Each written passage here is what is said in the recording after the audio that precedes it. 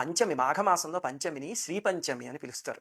ఆ రోజు ప్రకృతిలో సరస్వతి అనే శక్తి ఆవిర్భవించిన రోజు. అందుకని చాలా శక్తిమంతమైన రోజు ఆ రోజు. మరి ఆ రోజు ఏం చేయాలండి అంటే, సౌందర్య లహరిలో 3 సారస్వత శ్లోకాలున్నాయి. 3 ప్రయోగాల్లాంటివి. అందులో ఏ బీజాక్షరాలు పైకుండవు. కానీ బీజాక్షర శక్తిని నిక్షిప్తం చేసుకున్న శ్లోకాలు. ఆ 3 శ్లోకాలు హాయిగా చదువుకోవచ్చు. శ్రీపంచమి అంటే విశ్వంలో సరస్వతీదేవి అనే జ్ఞానశక్తి ఆవిర్భవించిన రోజు. అందుకని ఈ శుభ సందర్భంలో సౌందర్య లహరిలో ఉన్న 3 అద్భుతమైన సరస్వతి మంత్రాల్ని నేర్చుకుందాం. అసలు మన జాతి మొత్తం నేర్చుకోవాల్సినంత ముఖ్యమైన శ్లోకాలు 3. ఎంతో మంత్రశక్తిని నిక్షిప్తం చేసుకుని ఉన్నాయి, చెప్తా. శరజ్యోత్స్నా శుద్ధాం శశియుత జటాజూటమకుటాం వరత్రాసత్రాణ స్ఫటిక గుటికా పుస్తకకరాం సకృన్నత్వానత్వా కథమివ సతాం సన్నిదధతే మధుక్షీరద్రాక్ష మధురిమ ధురీణా ఫణితయ. ఇది ఆ శ్లోకం.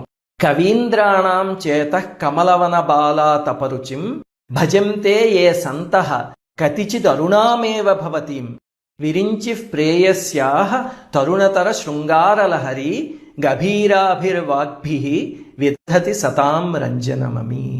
ఇందులో చెప్పిన స్వరూపాన్ని అరుణ సరస్వతి అంటారు. ఇంకా 3వ శ్లోకం అదేమిటి అంటే 15, 16, 17 శ్లోకం సౌందర్యలహరిలో. సవిత్రీభిర్వాచాం శశిమణి శిలాభంగరుచిభిః వసిన్యాద్యాభిస్త్వాం సహజనని సంచింతయతి యః స కర్తా కావ్యానాం భవతి మహతాం భంగిరుచిభిః వచోభిర్వాగ్దేవి వదన కమలామోదమధురైః. ఇది 3వ శ్లోకం. ఈ శ్లోకం ఏమిస్తుందండి అంటే మన విద్యకి ఫుల్ఫిల్మెంట్, సార్థకత ఇస్తుంది. విద్య కొంతమందికి వస్తుంది, కానీ అది ఎలా ఉపయోగపడింది అనేదే దాని సార్థకత. ఇప్పుడు